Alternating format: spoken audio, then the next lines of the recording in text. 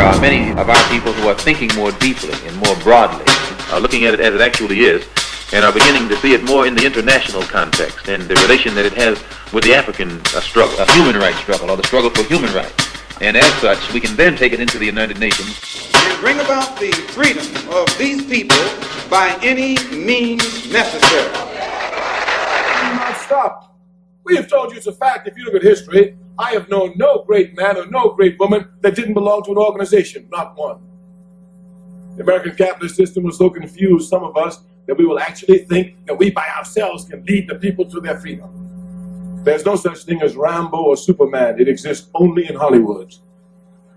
Fidel Castro, as bad as he is, he needs the Communist Party of Cuba to help direct Cuba. V.I. Lenin, as rough as he is, he needed a Bolshevik Party. Karl Marx was a great man, had to organize the International Working Men's Association. The Honorable Marcus Garvey saw clear and long, but he needed the Universal Negro Improvement Association of the African Community Leagues. Patrice Lumumba was a great man. He needed organization. Harriet Tubman was a rough sister. She needed organization. Rosa Parks sat down so we can get up. She needed organization. Malcolm X so loved organization that when he left the Nation of Islam, he created two organizations, the Muslim Mosque Incorporated for Muslims and the African American Organization, spotted after the Organization of African Unity. Everywhere you will see the need for organization. Martin Luther King was a righteous man, but even he recognized the need for the Southern Christian Leadership Conference. And while Nelson Mandela is known all over the world, he still has the African National Congress.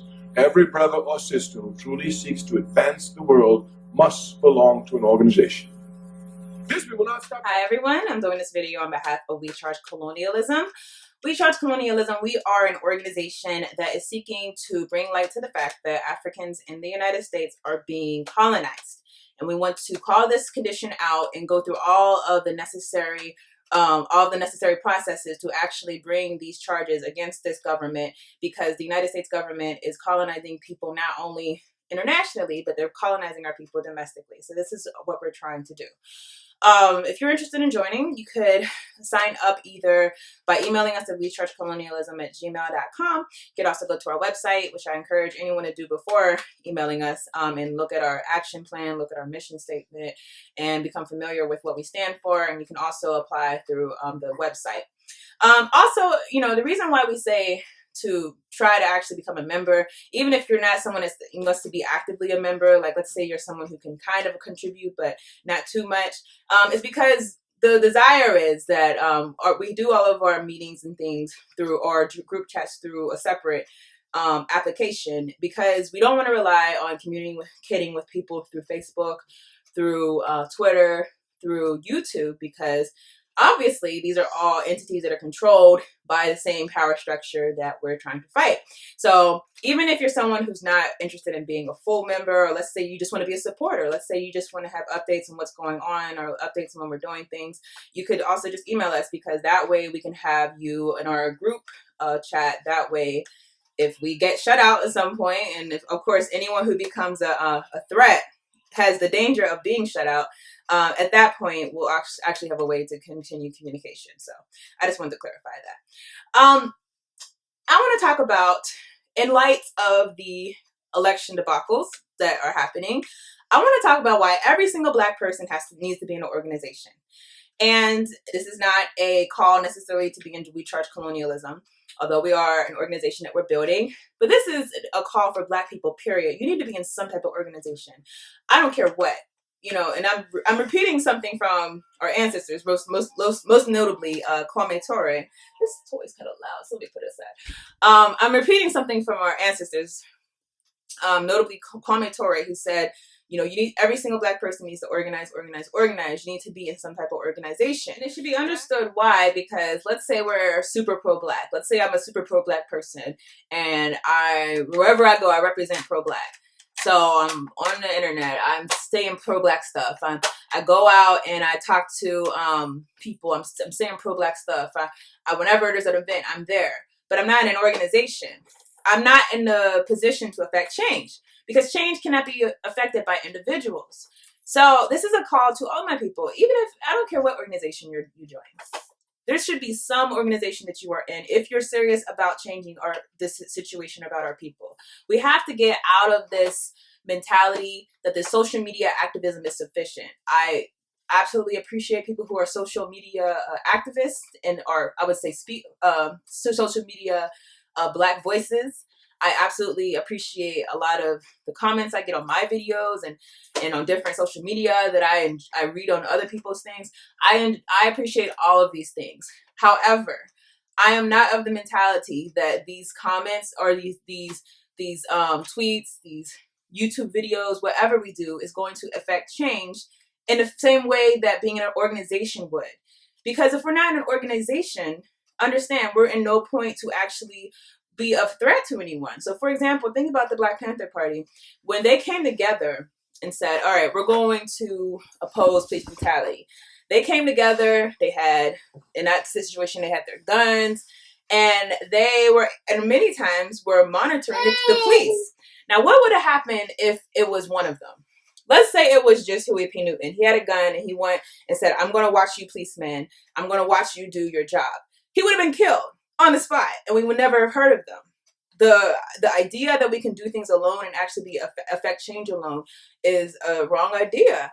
And I understand that we have issues as far as what types of organizations exist in the Black community.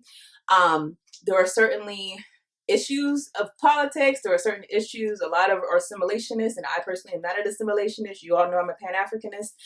However, if there is not an organization that represents you, then absolutely you should get together with people who have like minds and try to create an organization. But this idea that we can affect change alone, think about what's going on with the current election. There's a reason why I did not want to endorse any candidate. And the reason why is because when you endorse a candidate, it's not just the endorsement that you should be concerned of. It's not just the election you should be concerned of. You have to be concerned with the follow-up. So for example, let's say you're endorsed by the Latino community, and let's say they endorse you because they want a path to citizenship. They want legislation that's going to do that, right? And you're elected. But when you get in office, you have nothing to say about a path to citizenship. You don't talk about it. Anyone that brings it up to you say, oh, we'll get to that later. They will make sure that they organize, because they're already organized. They will make sure that they reorganize whenever you're reelected and that you're not reelected. That's what is necessary in order to endorse someone. That's why I don't like seeing other Black people endorse people. Even Bernie Sanders, who, if I do vote, I will vote for Bernie Sanders. But trust me, I can't endorse him because I know that my people, endorsing is saying, hey, Black people, this is who we should vote for. I know that my people are not organized. And if we're not organized, bless you, baby. If we're not organized, we're not in a position to actually make sure that all the things that he's saying, he does. Even if he's of good heart, and apparently, he's a better heart than a lot of politicians. But if we're not organized, no matter what he says about the prison industrial complex, how are we actually organized to make sure that he does it? No matter what he says about, let's say, policies that are more race specific. So, a lot of people want a reparations bill, and he says, okay, I'll support the studying of the reparations bill. That's what a lot of people have said. Well, we won't support the bill, but we'll support the study. But how do you even know they'll do that? And if they don't do it, what are you going to do? You're not going, you're going to get Black people not to vote? No, because we have these guilt politics where we say if you don't vote, that you're upsetting your ancestors. They forget that a lot of our ancestors told us don't vote just to vote. They forget about W.E.B. Du Bois. They forget about Kwame Ture. They forget about our ancestors that you do not want to be a political chump. You do not want to be someone who's just going to vote just to say I voted, but then ends up being taken advantage of. It's only by organizing that we'll be in any position to actually make leverage in a situation. And I personally don't think that politics are the ultimate thing to benefit from when it comes to organizing. I think that the bigger thing to benefit from, and I'm talking about domestic politics, I think the bigger thing to benefit from is our economic viability. For example, I think that Africans in America, we benefit by connecting to the motherland. These are things that we can do from a position of organization, but when we're separate, we have no power inside of these situations. Obviously, another big thing that we could do if we're organized is when it comes to the continent of Africa, our homeland, we could actually have more of a voice where Western powers are taking advantage of our countries, of our homeland. For example, let's say you're a person who, let's say you're in France, right? And obviously France has a bad track record of oppressing African countries. But if you're in France, you're in a position to actually vote. Or so I'm just saying these things to say that if you are someone who is Black, you have to be in an organization.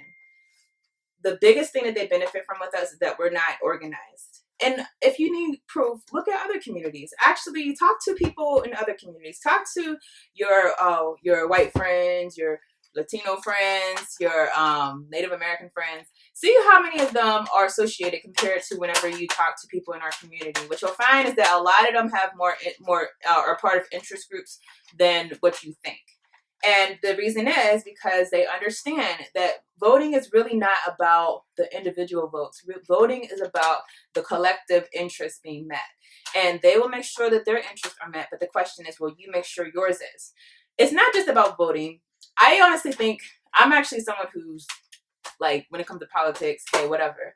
The big thing that we can really get from being organized is that we can get the ability to build economic coalitions.